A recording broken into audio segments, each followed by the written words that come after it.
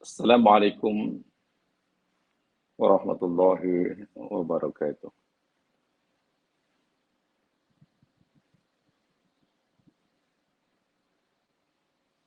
Alhamdulillahi rabbil alamin.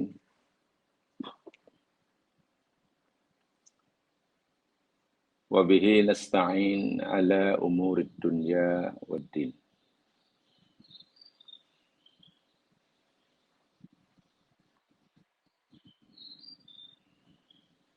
Wassalatu wassalamu ala ashrafil anbiya wal mursalin.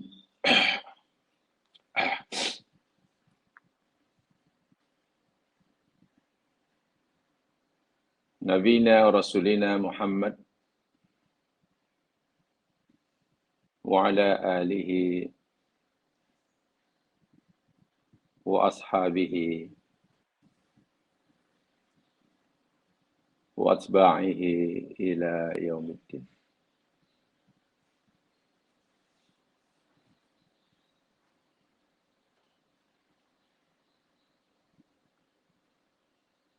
Rabbi shrah li sadri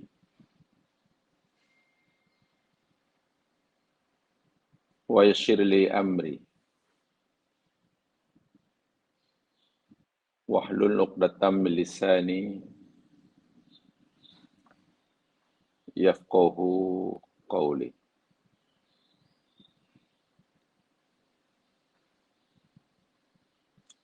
Rabbi shrah li sadri wa yassir li amri wahlul 'uqdatam min lisani yafqahu qawli.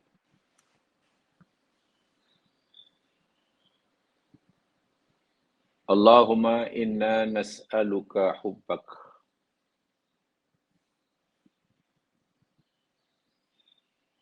wa hubba man yuhibbuk wal 'amal alladhi yuballighuna hubbak.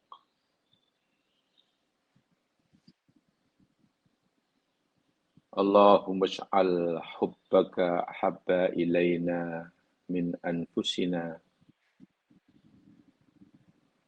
wa ahlina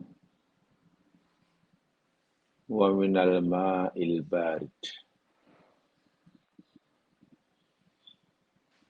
Ya Allah, ya Tuhan kami,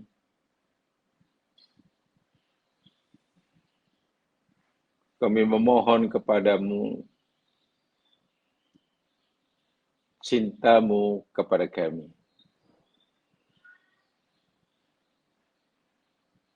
Dan juga berilah kami kemampuan sentiasa mencintaimu.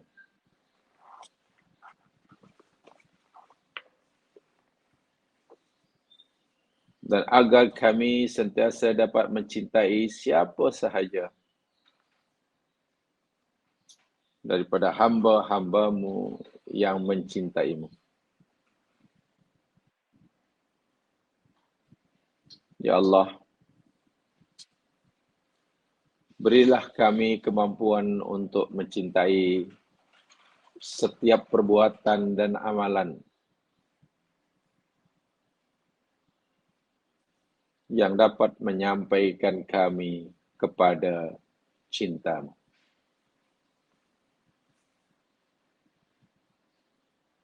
Ya Allah, jadikanlah cintamu kepada kami dan kemampuan kami mencintaimu lebih kami cintai daripada cinta kami kepada diri-diri kami, keluarga kami, harta benda kami, bahkan lebih kami cintai daripada segelas air sejuk.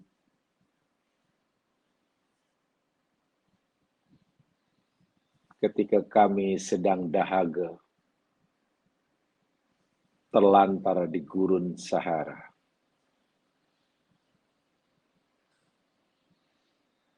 Amin. Ya Rabbal Alamin. Muslimin, muslimat yang dirahmati Allah sekalian.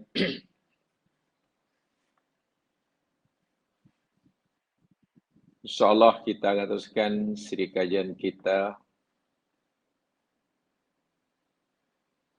kaitan dengan mahabbatullah wa rasulih. Mencintai Allah dan Rasulnya bagi meraih cinta Allah kepada kita.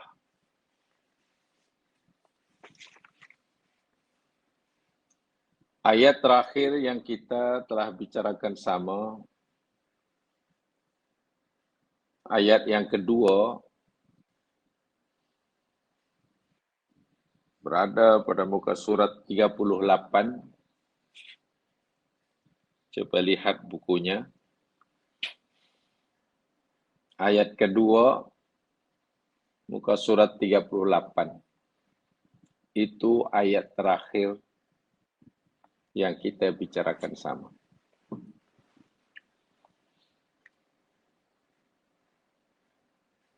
Di dalam ayat itu, kesimpulan penting daripadanya berkaitan dengan tajuk kita mahabbatullah wa rasulih. Bukan dari aspek lain ya.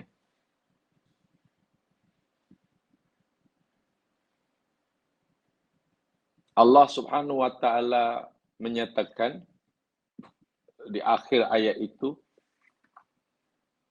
innallaha yuhibbul muhsinin. Sesungguhnya Allah sangat mencintai orang yang berbuat ihsan. Lalu apakah bentuk ihsan yang ada dalam ayat ini? Nah, dari aspek ini yang kita hendak dalami.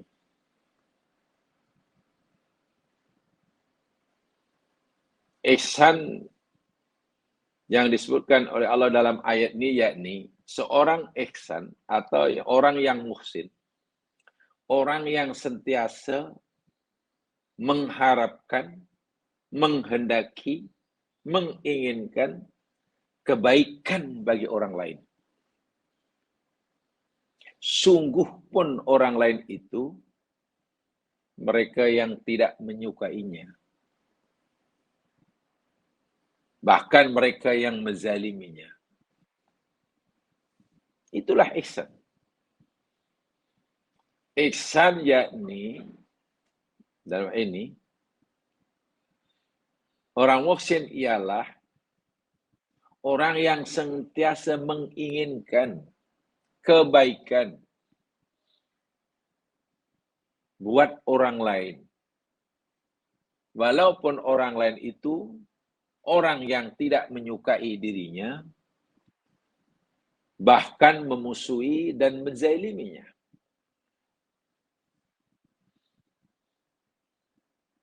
Paham ya? So itu dalam ayat yang ke-13 surah Al-Maidah ini, setelah Allah cerita panjang lebar tentang kejahatan yang dilakukan oleh Yahudi, ahli kitab, terhadap baginda Nabi SAW dan umatnya. Saat itu khasnya. Disenaraikan di situ kejahatan mereka. Tapi apa perintah Allah kepada Nabi? Sikap yang macam mana, mesti bagaimana Nabi bersikap kepada orang-orang ini. Apakah Allah kata, wahai Muhammad, karena mereka ini sentiasa mengingkari janji mereka, mencabuli perjanjian denganmu. Orang ini orang yang hatinya keras, sentiasa menukar ayat-ayatku. Sentiasa melakukan pengkhianatan ke atas dirimu. Sebab itu Muhammad, minta maaf, bantai saja mereka. Apakah itu perintah Allah? bantai saja orang seperti itu. Jangan bagi muka. Tidak ada. Yang ada Allah kata, fa'fu. Allahu Akbar. Fa'fu anhum. Wasfah. Inilah yang saya masukkan. Allah suruh Nabi mengharapkan kebaikan kepada orang lain, hatta orang itu orang yang musuhinya. Bentuk kebaikan yang Allah perintahkan pada Nabi dalam ayat ini paling tidak maafkan sajalah Muhammad kesalahan mereka kepadamu. Adapun kesalahan mereka pada aku, serahkan kepada aku. Seakan-akan Allah kata begitu. Belapang dadalah. Janganlah kemudian karena hatimu sakit karena perbuatan mereka, lalu kamu mohon kepada aku supaya aku timpakan musibah pada mereka. Jangan. Maafkan saja. Lapang dada. Paling tidak. Itu ihsan. Jadi pertanyaan bagi kita ya sekalian. Karena semua kita ingin mencintai Allah dan kita semua kita mengharapkan cinta Allah pada kita, mencintai Rasulullah sebagaimana Nabi mencintai kita. Mampu ayat ini kita lakukan secara bertanggung jawab, ikhlas, istiqamah, sentiasa mengharapkan atau buat yang baik kepada orang lain, hatta kepada orang yang tidak menyukai kita.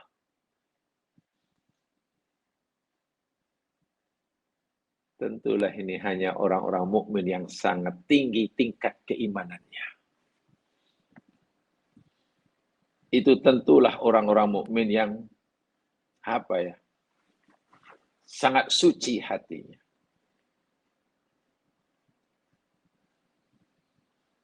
Ya, sebagai contohlah yang telah kita berikan tempoh hari, pesanan Nabi SAW kepada Ali bin Abi Thalib yang ditunjuk oleh Nabi si Panglima Perang ke medan Khaybar.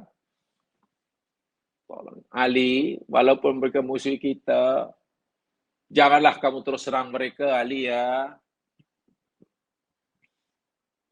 Pergilah hingga ke kampung halaman mereka. Kalau perlu kamu duduk dengan sebagian dari mereka, sampaikan Islam ini ya Ali. Sampaikan. Lakukan pertama, dakwahkan Islam. Karena Nabi bersabda, "Fawallahi la ayyahdiyallahu bika rajulan wahidan khairul laka min ayyakuna laka humrun na'am." Humrun na'am. Demi Allah wa Ali, sungguh jika sekiranya Allah memberi hidayah pada seorang pun daripada mereka melalui usaha engkau, itu jauh lebih baik daripada engkau. Lebih baik bagi engkau daripada engkau akan mendapatkan rampasan perang yang Nabi mengatakan, yakni humrun na'am, unta merah.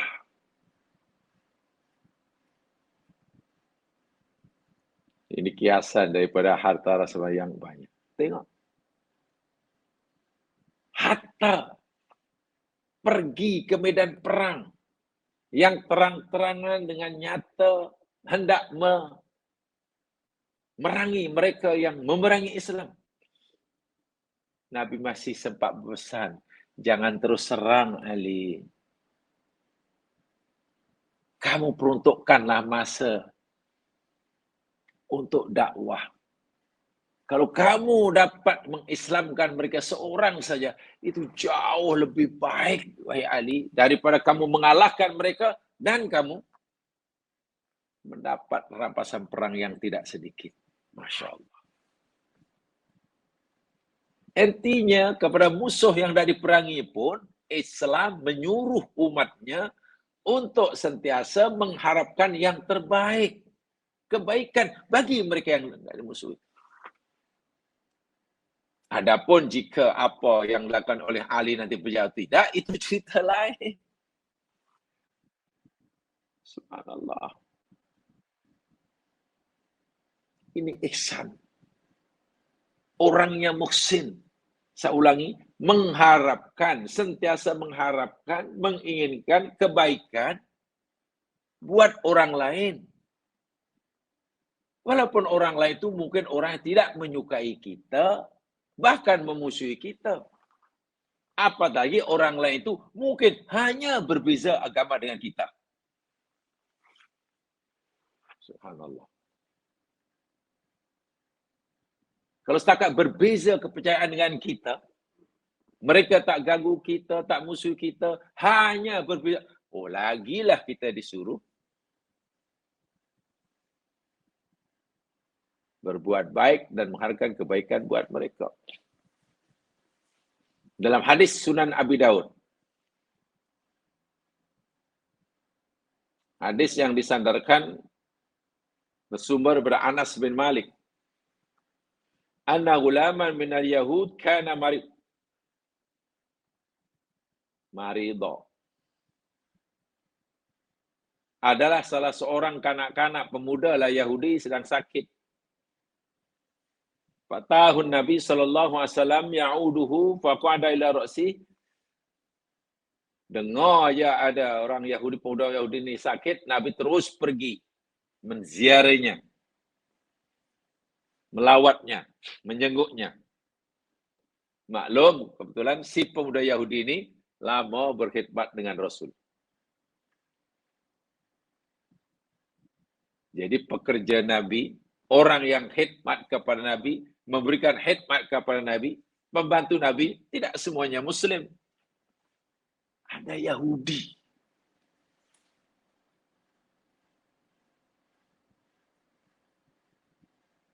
Dengan dia sakit, Nabi terus pergi melawatnya. Nabi duduk dekat kepalanya. Sakit yang menyebabkan ia menyebabkan kematiannya. Faqala, lalu Nabi manfaatkan peluang ini untuk terus berdakwah. Bukan sebelum ini, selama ini Nabi tak pernah menyerunya untuk meluk Islam. Dah. Selalu Nabi terus ajak dia meluk agama Islam. Tapi si pemuda Yahudi tadi masih belum menerimanya. Tapi Nabi tak pecat dia sebagai pembantunya. Sakit, masa sakit, Nabi ziarah masih dimanfaatkan oleh Nabi untuk berdakwah. Nabi masih berterusan mengharapkan kebaikan kepada si pemuda Yahudi ini. Aslim. Hai anak muda, pelulah agama Islam. Ucapan kalimah syahadah. Anak muda yang sedang sakit ini serba salah. Fanadhara ila abi wa huwa inda ra'si. Dipandang bapaknya. Macam mana ni Rasulullah, majikan aku suruh aku meluk agama Islam. Serba salah ni. Aku nak tolak macam mana dia majikan yang baik. Aku nak terima apa kata ayah. Sebab dia sangat-sangat menghormati ayahnya. Pandang ayahnya, pandang Rasulullah. Ayahnya rupanya orang yang sangat memahami, yang sangat berpengertian tinggi. Ayah si pemuda Yahudi kata, qala lahu Abu Atiq Abul Qasim, oi anakku, ikuti saja permintaan Abul Qasim itu. taati saja apa yang disuruh oleh Abul Qasim. Dia panggil Nabi Abul Qasim. Tak panggil Rasulullah kan, dia tidak percaya. Maknanya, kerana Abul Qasim suruh kamu memeluk agama Islam, ya sudah ikut sajalah. Dapat green light daripada bapanya, pemuda Yahudi tadi terus fa'aslama. Memeluk agama Islam di hadapan Nabi, mengucap 2 kalimah syahadah. Tentu Nabi puas hati, Nabi gembira. Akhirnya, dengan perantaraan Nabi, pemuda tadi terbuka hatinya menerima Islam. Faqama Nabi SAW, ya, karena sudah berjaya, sampai hajatnya menziarahi, Nabi pun baliklah. Tak izin, balik keluar rumah. Tinggalkan. Apa yang dilakukan oleh Nabi?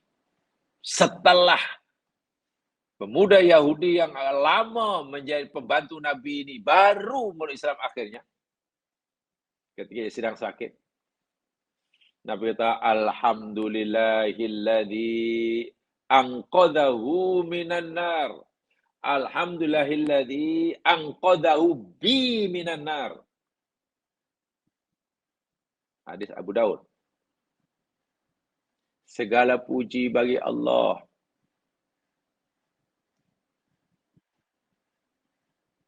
Tuhan yang telah menyelamatkan dia. Ini dia Yahudi tadi. Bi, melalui perantaraan aku. Minan nar, daripada neraka. Maksudnya, segala puji bagimu ya Allah. Dengan melalui perantaraanku, dakwahku, ketidakputusasaan aku untuk terus mengajak dia masuk Islam, akhirnya masuk Islam, menerima Islam. Segala puji bagi Allah karena engkau telah selamatkan dia daripada api neraka. Ya, dan si pemuda itu mati sebagai orang mukmin. Tengok. Tadi di atas saya katakan, jangankan ya masalah kepada anak Yahudi yang seperti ini, yang berbeza agama dan baik. Sedangkan kepada yang berbeza agama yang memusuhi itu pun, Islam maukan orang Islam berusaha agar mereka ini mendapat kebaikan. Kemampuan kita melakukan seperti ini, perbuatan kita seperti ini namanya ihsan, kita dipanggil muhsin dan Allah suka kita. Sama ada nanti orang yang kita ihsan kepada mereka itu jadi baik atau tidak, itu urusan dia dengan Allah. Patutkah kita kecewa jika seruan kita, kebaikan yang kita berikan pada mereka yang jahat pada kita tidak mengubah perangai mereka? Kenapa mesti kecewa? Allah dah sayangi kita kerana kemampuan kita berbaik pada mereka. Sudah. Habis mereka tetap jahat, itu urusan dia dengan Allah. Kita tidak diberi kuasa oleh Allah untuk membuka hati seseorang. Kita hanya disuruh untuk menyampaikan kebenaran. Kita sudah untung. Kita sudah mendapatkan keuntungan yang tidak kecil. Ketika kita buat ihsan kepada orang lain, walaupun ihsan kita mungkin tidak dapat mengubah perangai mereka daripada buruk menjadi baik, daripada memusuhi menjadi menyayangi, itu urusan dia dengan Allah Subhanahu wa Ta'ala. Inilah ihsan dalam ayat ini. Saya tekankan betul jamaah sekalian ni. Kerana ini sebenarnya setiap kita punya peluang. Sentiasa mengharapkan kebaikan hatta kepada orang yang tidak menyukai, bahkan mengecewakan kita. Biasanya kalau kita dikecewakan oleh orang dan kita ada kemampuan membalas, menghukumnya, Karena perbuatan kita. Orang biasanya akan membalasnya. Oh, karena dia memang mengecewakan kita, patut kita balaslah. Biar puas hati. Nah, kenapa pilih yang itu? Walau mungkin wajar, tapi kan ini cerita ihsan. Ihsan ini bukan perkara biasa ya Mas sekalian. Sebab itu Imam Ibnu Taimiyah, Ibnu Qayyim pernah kata, orang mukmin, orang muslim belum tentu mukmin. Orang mukmin pasti muslim. Tapi orang mukmin walaupun dah muslim belum tentu muhsin. Ini kaitannya dengan tingkatan beragama. Apakah bila orang itu belum mampu muhsin, makna belum mukmin? Sudah mukmin. Sudah muslim, tapi belum muhsin. Makna tingkatan tadayunnya rendah. Jadi di sini kita jangan cerita bab hukum hakam, kalau itu hukumnya wajib ataupun sunnah. Atau sunnah muakkadah umpamanya. Berbuat baik, membalas kebaikan pada orang berbuat jahat. Ini bukan cerita hukum boleh tak boleh, wajib atau sunnah. Ini bicara ihsan. Kalau cerita hukum, adakah kita perlu wajib berbuat baik kata pada orang berjahat? Ya, kalau pertanyaan hukum hakam, bab syariah, siapa yang tak wajib lah. Sebab dalam ayat yang lain, ya, apabila kamu disiksa, disakiti, apa ini? Fa'aqibu bimithli ma uqibtum. Balaslah perbuatan mereka sebagaimana perbuatan yang mereka lakukan. Maknanya dibenarkan membalas. Itu cerita hukum. Boleh tak boleh? Boleh. Tapi lagi sekali, tajuk yang kita bincang ini sudah tidak lagi cerita hukum hakam. Tapi ceritanya bab ihsan. Ingin meningkatkan kualiti tadayun kita.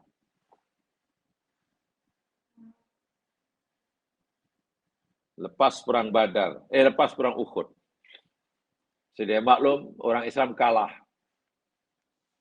70 tentera Islam mati dibunuh, syahid. Termasuklah Panglima Islam yang mendapat gelaran Asadullah, Hamzah bin Al-Muttalib. Sedih Nabi, sangat sedih.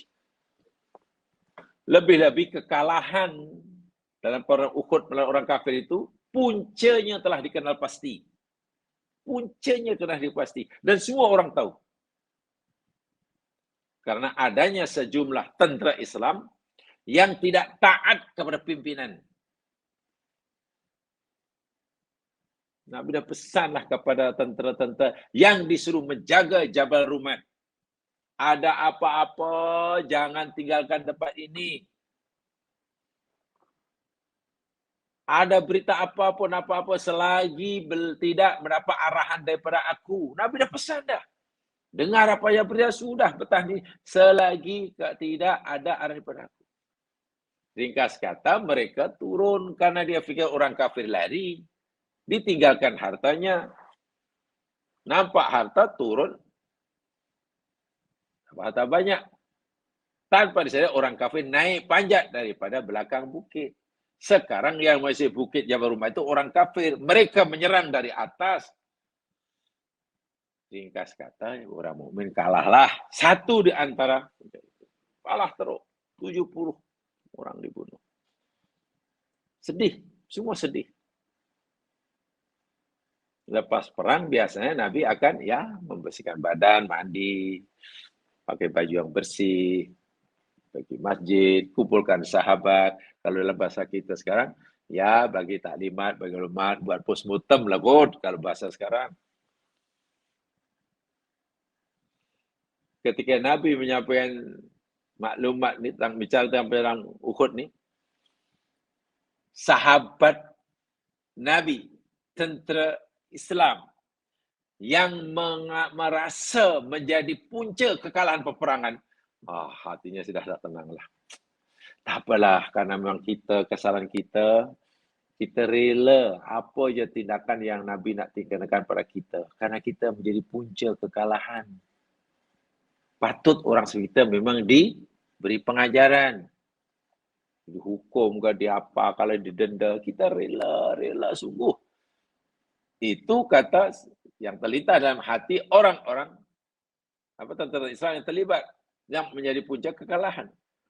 Masya Allah, ketika Nabi bagi taklimat tentang perang Uhud yang orang Islam kalah, Nabi langsung tidak menyentuh hal ehwal mereka. Langsung. Dalam bahasa sekarang, Nabi boleh move on. Ya, dalam sekarang Nabi boleh move on. Tidak menyalahkan sesiapa. Walhal yang menjadi puncak kalian sudah mengaku dan merasa bersalah, bersedia mendapat tindakan hukuman. Tapi Nabi langsung tak sentuh mereka. Turun ayat, kita tahu surah Ali Imran 159. Jamaah rujuk sendiri nanti. Surah Ali Imran 159. Allah puji Nabi. Wabima rahmatin minallahi minka wabima rahmatin minallahi lintalahum. Muhammad, dengan sebab rahmat Allah lah yang Allah berikan pada engkau lah, engkau mampu bersikap lemah lembut pada mereka, sahabat-sahabatmu yang menjadi punca kekalahan kamu dalam perang Uhud. Walau kunta fazzon, kalaulah kamu bersifat kasar. Dari segi tindakan luaran, kamu kasar. Kamu cela mereka, kamu salahkan mereka, kamu permalukan mereka di hadapan kawan-kawannya. Ghalizal qalbi, kamu pula punya hati yang keras, langsung tidak ada rasa belas kasihan, lan faddu min haulik. Pasti mereka akan lari meninggalkan engkau. Tengok. Jadi hati orang mereka tidak dipersalahkan, mereka sendiri sudah merasa, sudah. Mereka sudah mengaku salah, merasa bersalah. Bahkan sudah bersedia menerima apa-apa saja hukuman. Sudah. Dan Nabi tidak akan salahkan kamu sebab tak. Nabi bahkan tak menyebut pun mereka. Bahasa sekarang Nabi sudah move on. Sudah. Subhanallah. Jamaah sekalian, sikap Nabi ini, Masya Allah, benar-benar contoh oleh sahabat. Izinkan saya menyampaikan contoh dengan sahabat orang muhsin dalam ayat ini. Sentiasa menghendaki kebaikan buat orang lain.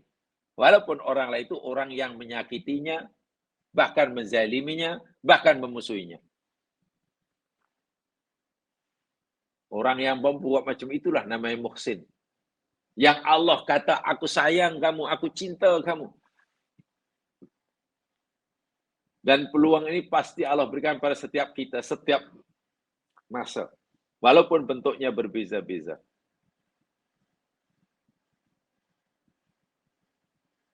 Jamaah tahu dalam surah An-Nur, tajuk utama surah Nur bagian depan, yakni cerita tentang pembelaan Allah terhadap fitnah yang ditujukan kepada Aisyah As-Siddiqah, Ummul Mukminin radhiyallahu anha, dituduh berzina.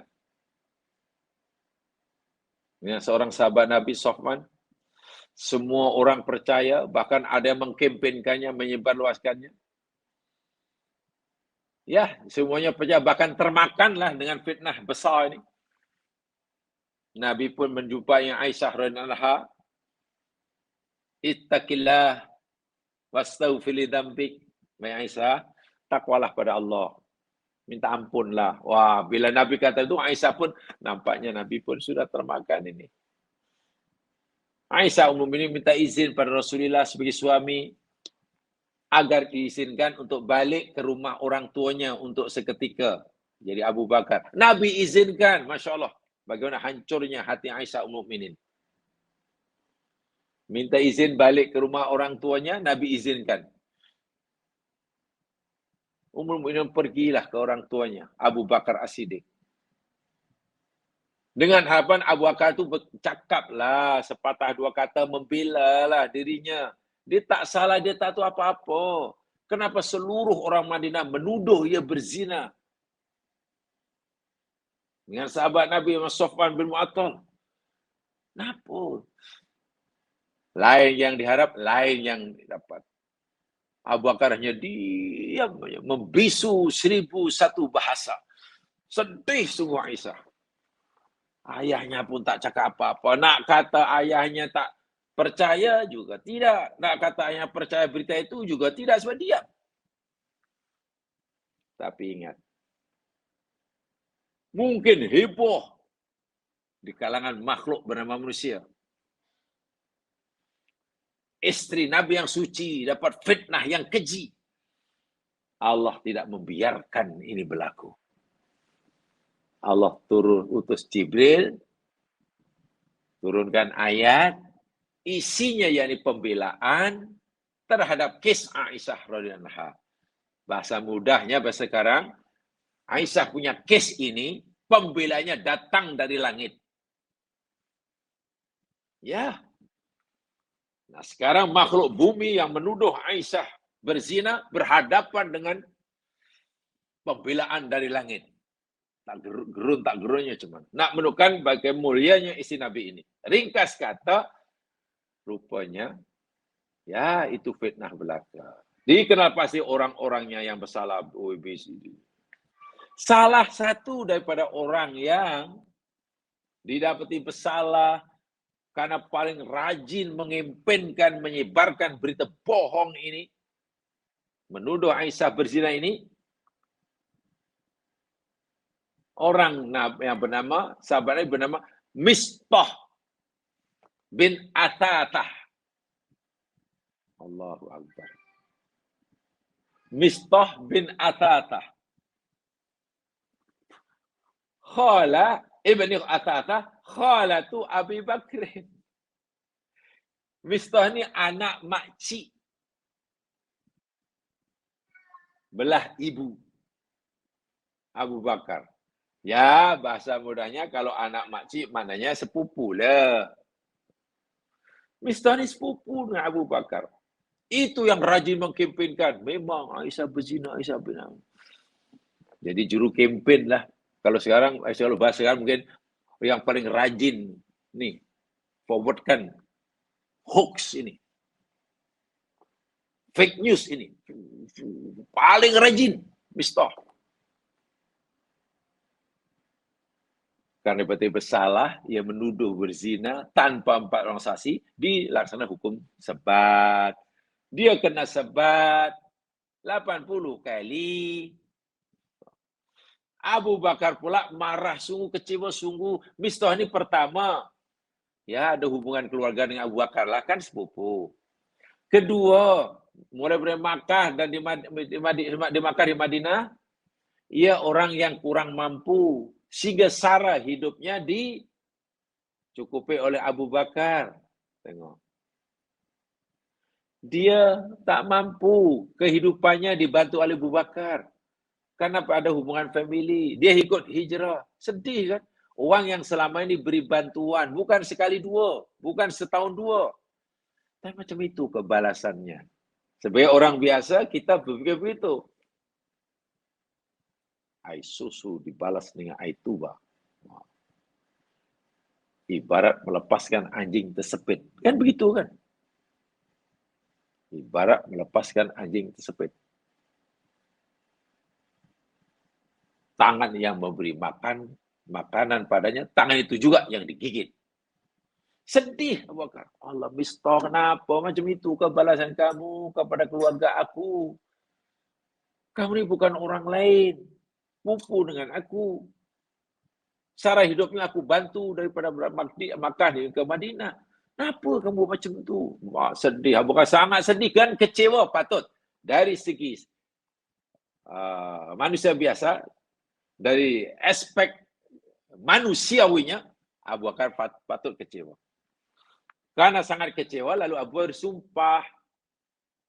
Baik Mustah, demi Allah, mulai saat ini, aku tidak akan lagi meneruskan bantuan keuanganku kepada kamu. Pandai-pandailah kamu hidup. Sedih kan? Selama ini aku yang membantu mata pencaharian kamu, penghidupan kamu. Sekarang pandai-pandai, aku tak lagi bagi kamu bantuan. Kamu telah mengimecahkan keluarga aku, kamu telah memfitnah anak aku, istri nabiku. Tindakan Abu Bakar itu mungkin kalau ukuran orang seperti kita hari ini, wajar, patut. Mungkin kalau kita ditanya, saya sokong Abu Bakar. Memang orang macam patut dia aja. Tak kenang budi langsung. Kebaikan yang kita berikan, rupanya balas dengan begitu. Penghinaan, fitnah. Memang orang macam ni patut. Itu kalau kita yang menilai. Waktu itu Abu Bakar pun sempat bersumpah. Tak lama kemudian turun ayat tegur Abu Bakar. Bukan tegur Mistah. Mistah sudah kena hukuman. Tegur Abu Bakar. Dikatakan surah An-Nur, dalam surah An-Nur ayat 22. Ingat ya, tajuk kita masih orang muhsin. Muhsin dalam ayat yang sedang kita pelajari, ayat kedua ini, saya ulangi, orang sentiasa mengharapkan, menginginkan kebaikan bagi orang lain, walaupun orang lain itu mungkin tak menyukai dia, menzalimi dia, memerangi dia. Turun ayat surah ayat ke-22 surah An-Nur, Allah berfirman wala ya'tali ulul fadli minkum wassa'ah ayyutu ulil qurba masakin muhajirin fi sabilillah. Dan janganlah orang-orang yang Allah beri kelapangan rezeki, kelebihan rezeki daripada kamu, bersumpah untuk tidak memberikan bantuan kepada ahli kerabat, miskin, muhajirin di jalan Allah. Mistah pula kebetulan memang dia keluarga ahli kerabat Abu Bakar, dia juga orang miskin, dia termasuk hijrah. Tiga itu merujuk pada Mistah itu. Orang yang Allah beri kelapangan rezeki orang itu Abu Bakar. Jadi kalau kita sederhanakan tafsirnya, kita tafsirkan berdasarkan khusus sebab yang khusus, seakan-akan Allah memberitahu pada Abu Bakar, kan aku ini sebagai Tuhan kamu memberi kamu rezeki yang melimpah-limpah. Lapang, banyak. Tak sepatutnya lah kamu bersumpah untuk tidak meneruskan bantuan kamu kepada Mistah. Bukankah Mistah itu keluarga kamu? Ya, ya Allah. Bukankah dia orang miskin? Benar, ya Allah. Bukankah dia itu orang muhajirin? Tinggalkan Makkah ke Madinah. Dia bukan orang jahat, Abu Bakar, dia orang salah. Kalaupun dia terlibat dalam menyampaikan fitnah, dia bukan karena dia jahat, dia silap. Janganlah kamu bersumpah tak sambung bantuan kamu. Allah kata, wal ya'fu wal yasfahu. Ya maafkan sajalah kesalahan Mistah kepada kamu karena perbuatan mengecewakan kamu, maafkan saja. Hapus rasa tak sedap dalam hati kamu. Wal yasfahu, dan lapang dadalah. Jangan kamu ambil tindakan hukuman, jangan. Kamu bersumpah untuk tidak memberikan bantuan, itu mana hukuman. Jangan kamu ambil, Abu Bakar. Wal yasfahu. Lapang dada. Bahawa dia telah melakukan perbuatan pengejaran kamu, itu iya. Dan rasa kecewa kamu, rasa sakit itu padam saja. Keinginan kamu untuk menghukum atas kesalahannya, jangan teruskan. Allah kata, mungkin kita sebagai Abu Bakar akan tanya, ya Allah, kalaulah engkau tak benarkan aku membalas, memberikan hukuman pada orang sini, memberi pengajaran. Dia telah menyakiti aku. Kenapa? Aku dah bantu dia. Lalu apa untung aku? Apakah ya Allah keuntungan yang hamba akan terima jika aku terus beri bantuan, sedangkan ia berbuat tak baik pada aku? Dia yang untung. Dahlah dia buat jahat, aku pula terus memberi bantuan. Bagi aku apa ya Allah keuntungan bagi kami? Dahlah kami teraniaya, kami disakiti, kami dikecewakan, tapi kami pula engkau suruh terus bagi bantuan. Apalah untungnya bagi kami bila kami terus berbaik? Apa Allah kata? Ala tuhibbuna ayyaghfirallahu lakum? Tidakkah kamu suka? Tuhibbun. Tidakkah kamu suka Allah ampunkan dosa-dosa kamu? Dalam kisah Abu Bakar, seakan-akan Allah berfirman, Abu Bakar, tidakkah kamu suka aku ampunkan dosa kamu? Artinya, jika kamu teruskan bantuanmu kepada Mistah, kamu maafkan dia, kamu tidak kena balasan hukuman padanya, kamu terus juga bantu. Walaupun dia menjauhkan kamu, keuntungan bagi kamu apa? Aku ampunkan dosa-dosa kamu. Bahawa nanti Mistah berubah atau tidak perangainya pada kamu, itu urusan dia dengan aku, Abu Bakar. Tengok. Yang penting, bila kamu terus berbuat baik pada orang yang pernah mencaci kamu, aku ampunkan dosa kamu. Mendengar saja bahwa Allah memberi jaminan dosanya akan diampunkan, Abu Bakar terus batalkan sumpahnya. Abu Bakar bersumpah kan, demi Allah itu sumpah. Dibatalkan sumpahnya. Dia kena membayar kifarah sumpahnya. Kifarah sumpah ada 3, memberikan hamba, memberikan makanan, pakaian kepada 10 fakir miskin, atau berpuasa 3 hari. Abu Bakar pilih yang paling berat. Cari hamba, dibelinya, lalu diberikan. Membatalkan sumpahnya, kafar sumpah. Kemudian diteruskan bantuannya. Tetap berbaik dengan Mistah. Terus bantukan. Sikap Abu Bakar yang dilakukan itulah namanya ihsan. Abu Bakar itu namanya muhsin. Allah menyuruhnya untuk tetap melakukan kebaikan hatta pada orang yang mengecewakannya. Dan itulah ahli surga paling tinggi.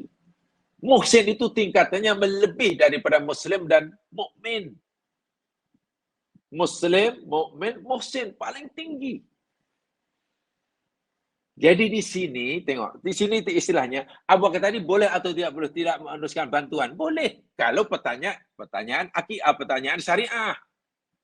Itu bicara Islam. Boleh tak boleh? Boleh, sebab Allah hanya anjurkan. Tidakkah engkau suka? Itu hanya anjuran. Abu Bakar diberi pilihan. Ada Abu Bakar, kalau kamu memilih untuk tidak menerus bantuan, ya itu hak kamu lah. Karena tak wajib pun. Apalagi itu kan sedekah. Sedekah boleh, tak apa. Dari segi hukum. Tapi kenapa kamu pilih macam itu? Sebab kalau kamu memilih tak terus bantu kamu rugi. Ruginya yakni kamu tak dapat pengampunanku.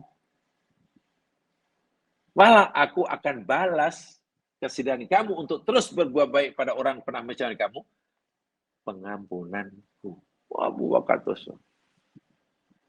Wallahu ghafurur rahim. Tengok. Inilah yang masih lamat kita belajar tajuk ini. Islam yang macam itulah yang Allah mahukan. Jadi, memang perjalanan kita, maknanya jadi orang Islam, pembicaraan kita ni hidup kita bukan hanya dalam masalah yang bawah. Ingat ya, yang paling bawah kan Islam. Ingat ya, maratibut tadayun, tingkatan beragama, itu kata Ibnu Taimiyah itu kan paling bawah namanya Muslim. Yang penting buat apa yang disuruh. Dah. Yang penting dah tinggal apa yang ditegak. Sudah, Muslim lah. Tapi apakah ia mukmin? Ibnu Taimiyah kata belum tentu. Ramai orang yang buat apa yang disuruh, tinggal tegak tapi tak mukmin, contoh munafik. Ramai orang buat apa yang disuruh, tinggal tegak tapi riak. Itu bukan mukmin. Tapi sudah Muslim lah. Itu di situ aja taraf dia. Bicara. Jadi boleh, ini boleh ke tak boleh, ini perintah atau larangan macam mana, dan buat sudah Muslim. Tapi kan kita tak mau, tingkat beragama kita serendah itu, kena naik.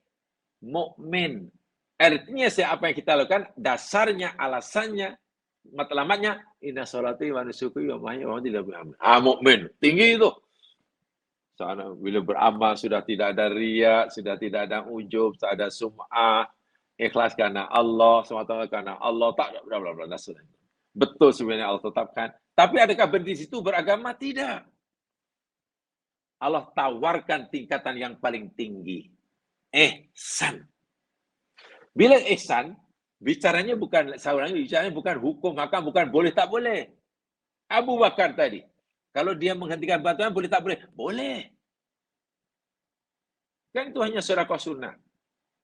Tapi bicara ihsan bukan boleh tak boleh. Ini tawaran luar biasa. Kalaupun kamu boleh menghentikan bantuan kamu, kenapa kamu boleh menghentikannya? Rugi kamu. Bertanya, macam mana kita rugi sedang kita melakukan benda yang harus? Nah, kan begitu kan? Macam mana kita rugi sedang kita melakukan benda yang harus? Tak memberikan bantuan itu harus. Takkan buat benda yang tak salah pun rugi. Kalau kita bicara syariatnya, tak rugi. Meninggalkan benda yang tidak melakukan benda yang harus. Namanya harus kan boleh buat, boleh tidak. Kan tidak rugi. Tapi walaupun itu boleh kamu tinggalkan dan kamu tak dosa meninggalkannya, tapi kamu rugi. Tengok macam mana tu. Meninggalkan benda yang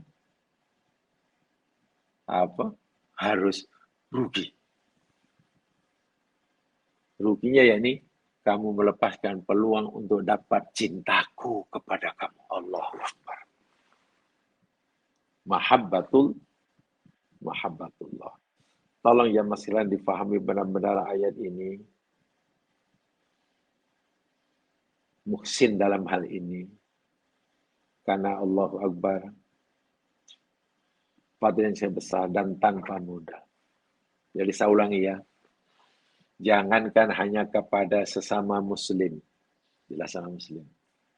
Jangankan hanya kepada mereka yang berbeza agama dengan kita. Sedangkan kepada mereka yang berbeza dengan agama, mereka pula tak suka kita, bahkan menzalimi kita. Itu pun kita disuruh untuk sentiasa menginginkan kebaikan buat mereka. Kalau kepada orang yang berbeza agama, memusuhi kita, menganiaya kita, itu pun Allah suruh kita sentiasa menginginkan kebaikan buat kita. Apatah kepada mereka yang sekadar berbeza agama dengan kita dan tidak memusuhi kita. Lebih-lebih lagi kepada saudara Muslim. Sesama Muslim. Lalu kenapa yang berlaku akhir zaman ini sesama Muslim? Ada orang yang menginginkan keburukan kepada Muslim yang lain. Harap-haraplah dia jatuh. Harap-harap dia susah. Harap-harap dia timpa musibah. Harap-harap dia gagal. Seronok rasanya. Bila dengar dia kesusahan menimpa dia, seronok rasanya. Coba, di mana kita meletakkan tadayun ihsan kita dalam ini. Mendengar saudara Muslim ditimpa musibah, karena yang ditimpa musibah itu orang yang kita tak sukai, karena atau dia tak suka kita, kita alhamdulillah, alhamdulillah, padan muka. Mendengar saudara Muslim mendapatkan nikmat, kesenangan, kejayaan, karena dia orang kita tak sukai, atau mungkin karena dia tak suka kita, kita pula susah, gelisah, sedih. Geramnya lah, kenapa lah. Apa itu orang mukmin? Susah tengok saudara mukmin senang. Senang hati tengok saudara mukmin susah. Pertanyaan saya, apakah itu orang mukmin? Jawabannya bukan. Dalam surah At-Taubah, jamaah boleh cari, bacalah di ayat pertama yang terakhir, jumpalah. Itu sifat orang munafik. Sifat orang munafik ini, yakni suka tengok saudaranya susah dan sedih setelah susah bila tengok saudaranya senang dan suka. Orang lain karena dia tak sukai, dia senang renang, wah dia demam, dia masuk hospital. Bila dengar saudara orang lain kalau ditimpa musibah, wah dia kenduri kesyukuran. Ini bukan mukmin, itu sifat munafik.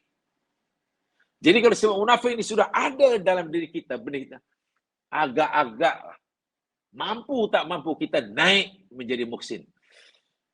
Ya, menjadi sangat susah. Sehingga ihsan itu makom tertinggi dalam bertadayun. Tadayun itu maknanya beragama ya. Ya, sebab bila muhsin pasti dia mukmin dan muslim.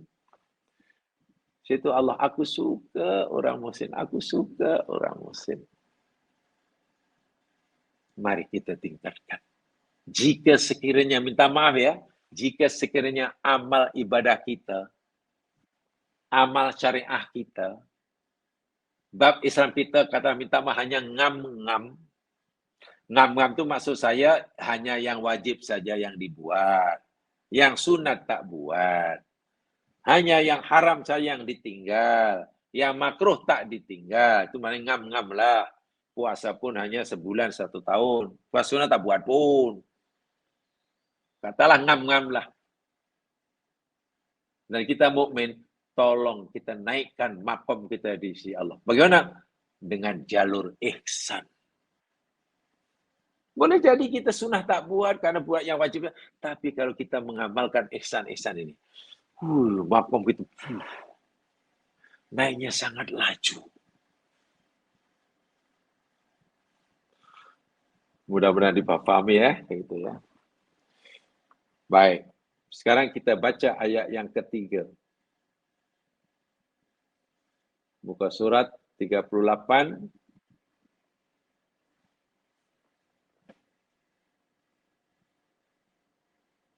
Kenapa ini tidak ada ya? Ayat ketiga apa? Oh ya, ayat ketiga. Surah Al-Maidah ayat 84 dan 85. Ayat ketiga. Tapi untuk mendapatkan gambaran yang sempurna, seeloknya ayat yang ketiga muka surat 38 ini baca bermula pada ayat 83. 83, 84, 85. 3 ayat. Itu baru kita nampak gambaran yang sepenuhnya tentang apa yang Allah nak ceritakan dalam ini, siapa muhsin dalam ayat ini. A'udzu billahi minasyaitonir rajim. Saya baca daripada ayat 83 ya.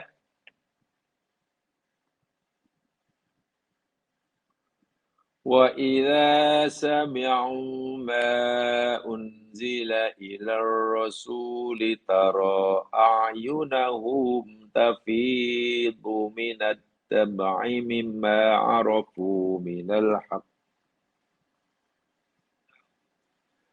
Wa idza dan apabila sami'u mereka mendengar apa yang unzila telah diturunkan ila Rasul kepada Rasul, yakni Nabi Muhammad, maksudnya Al-Quran. Apabila mereka mendengar Al-Quran, tara engkau, wahai Muhammad, melihat a'yunahum mata-mata mereka tafid, bercucuran. Tafid itu sebenarnya maknanya banjir yang sekarang ya. Fadha yafidu maknanya banjir. Fadhan nahru. Tuh sungai sedang bah tuh. Jadi maknanya air yang mengalir sungai itu sangat banyak. Jadi tafidu maknanya air yang keluar pada mata. Minad dam'i. Dam'un maknanya mata air. Dam'un maknanya air mata. Air mata bercucuran. Bukan setetes dua. Banyak. Memang nangis. Betul-betul nangis dah. mimma arafu minal haq. Dari sebab mereka mengetahui bahawa yang mereka dengar itu adalah kebenaran. Ceritanya ini ada orang-orang Nasrani. Ya, ulama-ulama Nasrani lah, padi-padi Nasrani ya, bukan Kristian awam. Datang jumpa Rasul sallallahu alaihi wasallam. Lalu dibacakan Al-Quran depan mereka. Mereka faham betul, kenal betul isi kandungan ayat yang dibaca itu. Karena mereka faham, tahu itu kebenaran, mereka menangis. Menangis. Ada satu kekuatan yang luar biasa. Menyebabkan hati mereka berguncang. Berdebar. Ayat Quran yang didengar oleh telinga mereka menyebabkan hati mereka berguncang, berlaku apa yang dipanggil resonansi, resonan,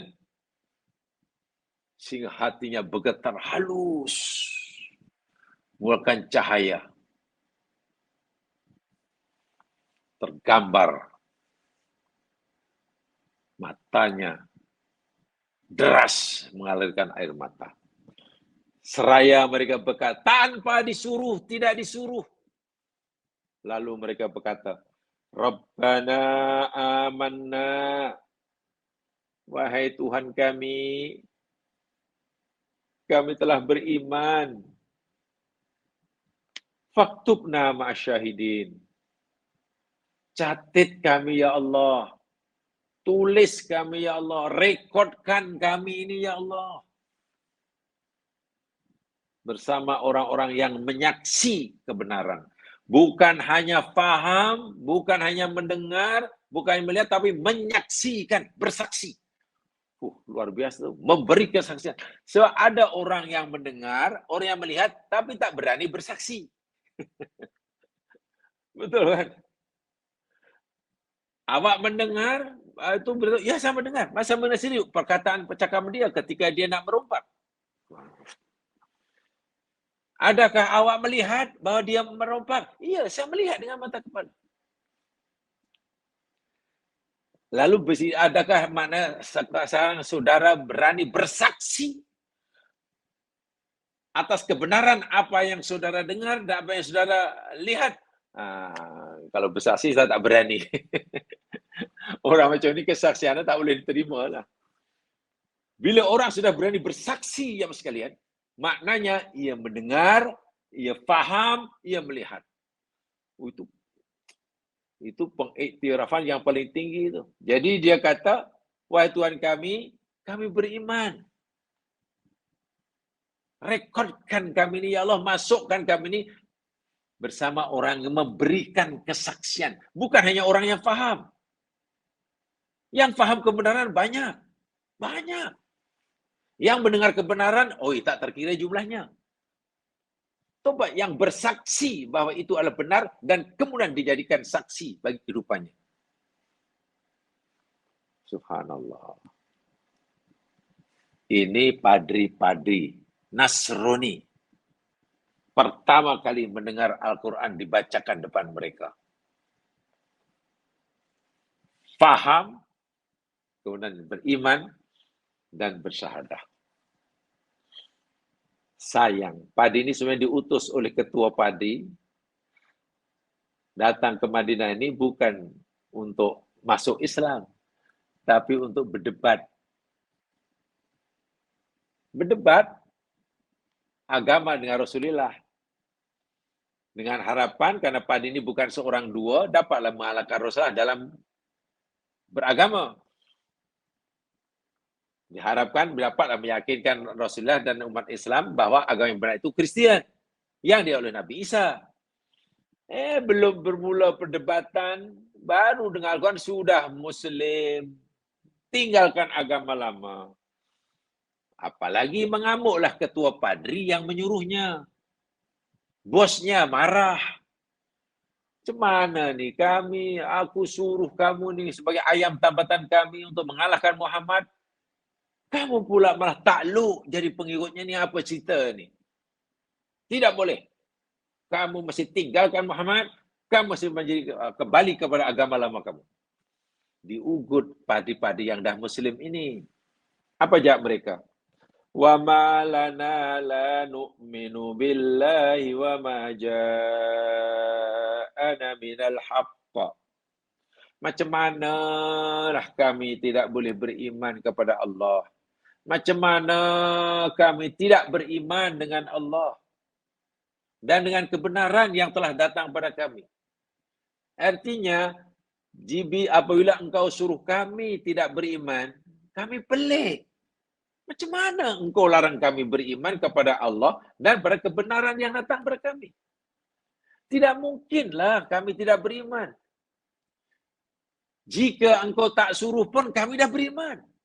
Karena memang tidak mungkin kami tak beriman. Jika engkau larang, kami pun tak akan patuh. Karena tidak mungkin kami tidak beriman. Kebenaran itu terlalu nyata. Kami bukan hanya mendengar, kami bukan hanya melihat, tapi kami bersaksi. Mana mungkin? Jangan kalau kita dengar orang lain cerita bahawa cili itu pedas, dan kita yakin, ya cili itu pedas, ya yalah berapa orang lain cerita. Kalau kita tahu cili itu pedas, hasil pembacaan kita, baca artikel ni cili rasanya pedas, dan kita percaya, ya itu belum seberapa. Itu belum kuat. Keyakinan kita baru berdasarkan kata orang, pengetahuan. Kalau kita ingin jadi saksi atas kepedasan cili, ambil cili, gigit dan kunyah. Setelah dikunyah, kemudian tanya. Kalau ditanya, macam mana rasanya? Oh, saya bersaksi cili. Ya, karena sudah jadi saksi. Itulah syahid macam itulah. Sudah merasakan. Bukan hanya melihat. Bukan hanya mendengar. Saya tu orang dikata, macam mana aku tak boleh beriman pada Allah? Macam mana aku tak boleh beriman pada kebenaran yang telah terang-terang aku saksikan? Bukan segera aku fahami. Jadi kalau engkau, wahai ketua kami, melarang kami beriman, kami tidak akan layan. Kami tak akan patuh. Bahkan jika engkau ukur kami, nak timpakan macam-macamlah hukuman kami bersedia. Kerana apa? Wa natma'u ayudkhilana rabbuna ma'al qaumis sholihin. Ya. Sedangkan kami sangat-sangat berkehendak, mengharapkan Tuhan kami memasukkan kami bersama kaum yang soleh. Tidak mungkin kami tidak beriman pada Allah. Tidak mungkin kami tolak kebenaran yang datang kepada kami yang kami telah menyaksikan. Sedangkan sekarang ini kami berharap sangat Tuhan kami yang sebenar memasukkan kami bersama orang yang soleh. Ya, orang ini tentulah dapat hukuman daripada ketuanya, jemaah sekalian. Tapi paling keras pun hukumannya apa? Hukuman fisikal lah. Dia pun tentu telah tahu juga kisah bagaimana dahulu kaum bekas ahli sihir Fir'aun mati dibunuh, dikerat-kerat. Karena keyakinannya terhadap Tuhan yang diberikan oleh Nabi Musa. Jadi kalaulah orang dahulu pun rela mati karena mempertahankan agamanya, akidahnya, kenapa aku takut pada bos kami hanya karena diugut? Derita yang dialami atau yang ditipukan kepada ahli sihir Fir'aun itu kan hanya musibah dunia. Dan musibah dunia ini paling dahsyat mati. Dikerat-kerat tangan, paling dahsyat mati.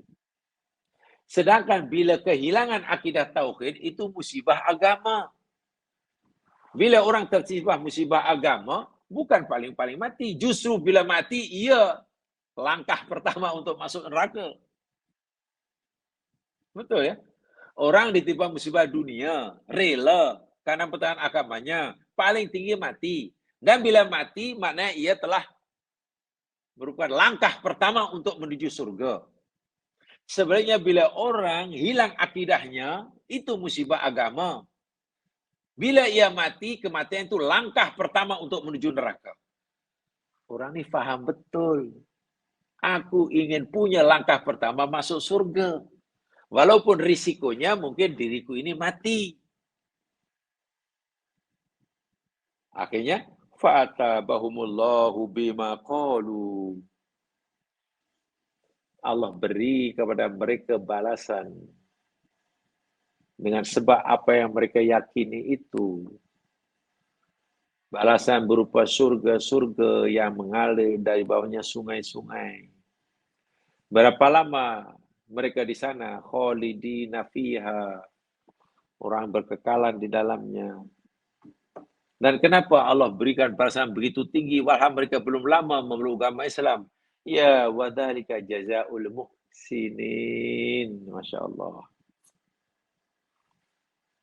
Itulah balasan orang-orang yang muhsin. Apa bang muhsin? Jamaah sekalian, dalam ayat ini, muhsin memberi maksud seperti mari kembali kepada definisi ihsan yang Nabi berikan itulah. Anta budallah ka'annaka tarah wa illam takun tarah fa innahu yarak.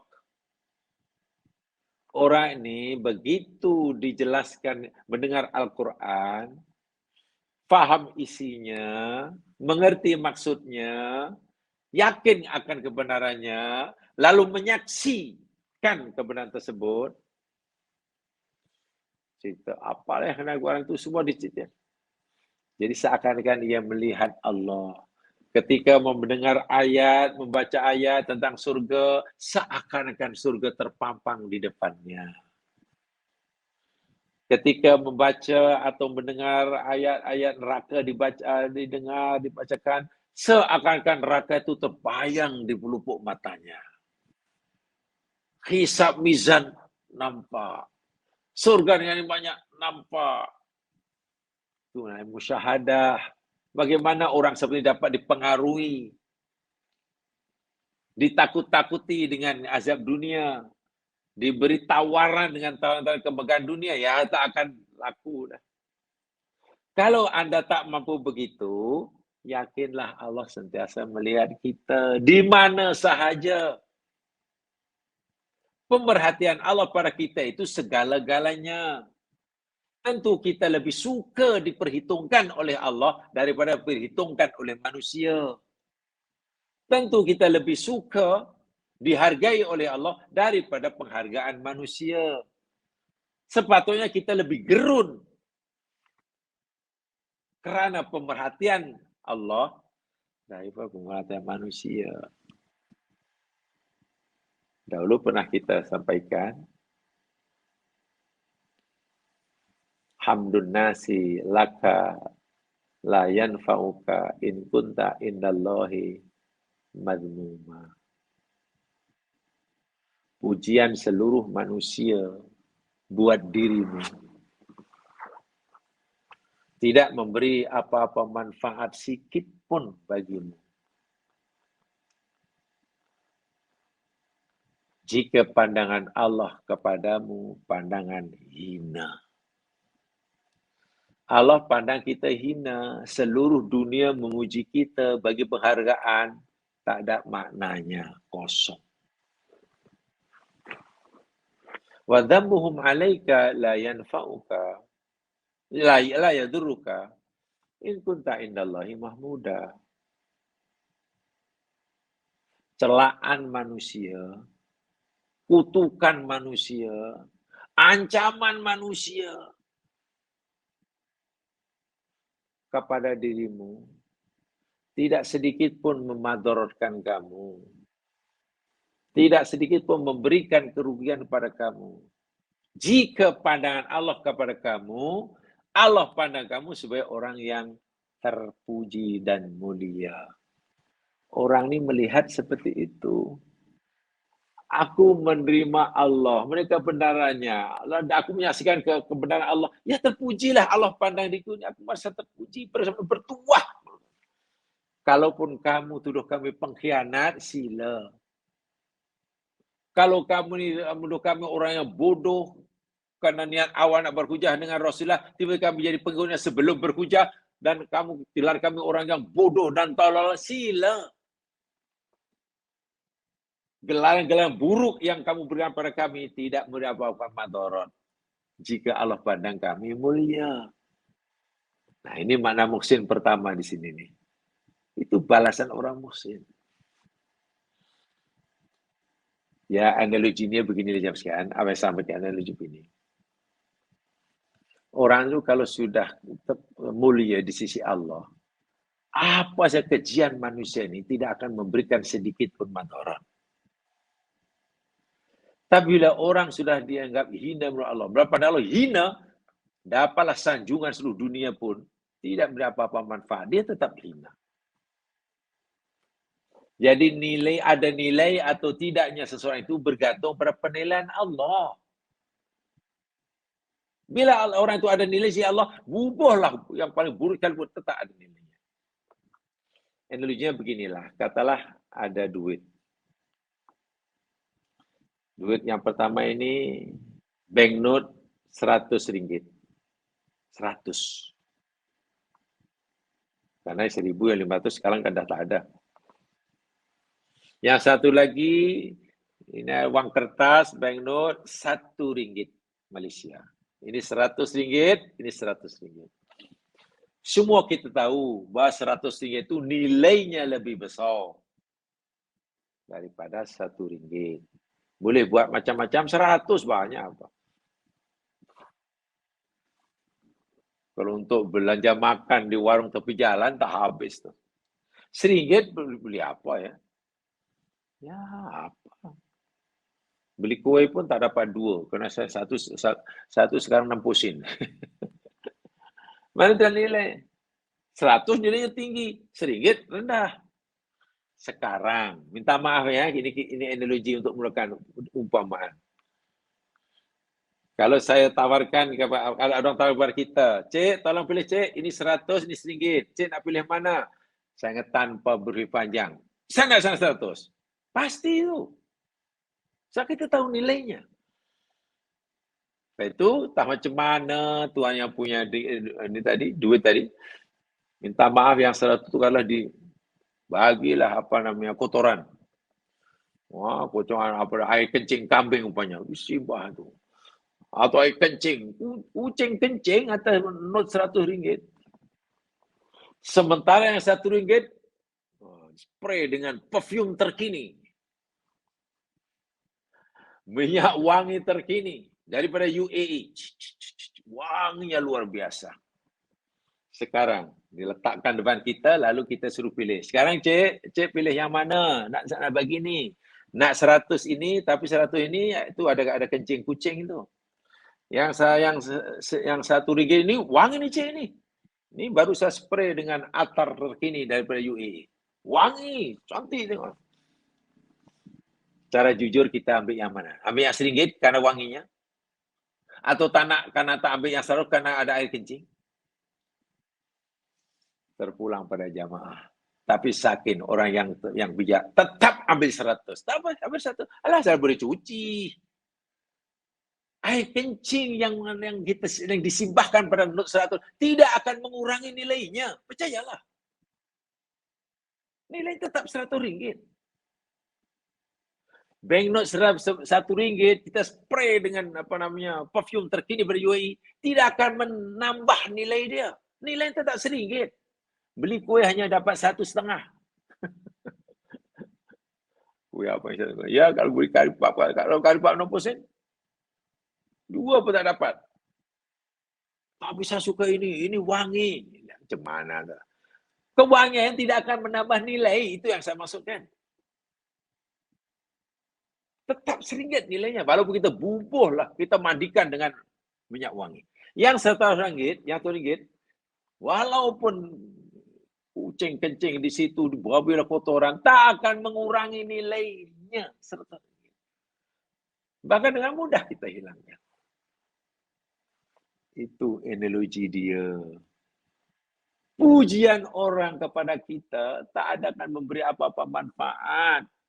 menguntungkan kita, sangat kita. Jika Allah pandang kita hina, nilai kita di sisi Allah tak akan bertambah hanya karena pujian orang.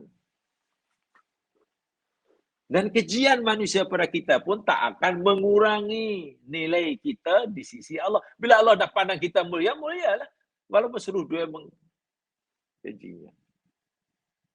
Saya tidak tahu apa pandangan orang Mesir dahulu, rakyat Mesir, dan apa pandangan Fir'aun dan tenteranya ketika melihat bekas alisirnya rela mereka kerat-kerat tangan dan kakinya. Ya, mungkin mereka melihat ini orang tak berguna, ini orang degil, ini menentang, pembangkang, pengpelak. Ya sila, yalah. Dan mereka dibiarkan